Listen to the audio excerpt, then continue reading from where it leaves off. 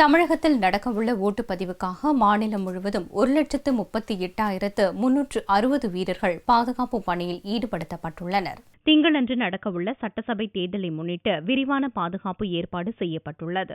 5,417 ஓட்டு சாவடிகள் பதற்றமானவை என்றும் மிகவும் பதற்றமானவை 1,223 என்றும் கண்டறியப்பட்டுள்ளது. மாநிலம் முழுவதும் 24 மணி நேரமும் வாகன சோதனை நடத்தப்பட்டு வருவதாகவும் பணம் கைப்பற்றப்பட்டது தொடர்பாக இதுவரை 612 வழக்குகள் பதிவு செய்யப்பட்டுள்ளதாகவும் இதில் 380 பேர் கைது செய்யப்பட்டுள்ளதாகவும் தெரிவிக்கப்பட்டுள்ளது. தேர்தல் பாதுகாப்பு பணியில் 35,000 வீரர்கள் ஈடுபடுத்தப்பட உள்ளனர். மத்திய ஆயுதப்படை காவல் பிரிவை சேர்ந்த 20,000 பேர் பாதுகாப்பு பணியில் ஈடுபட்டுள்ளனர்.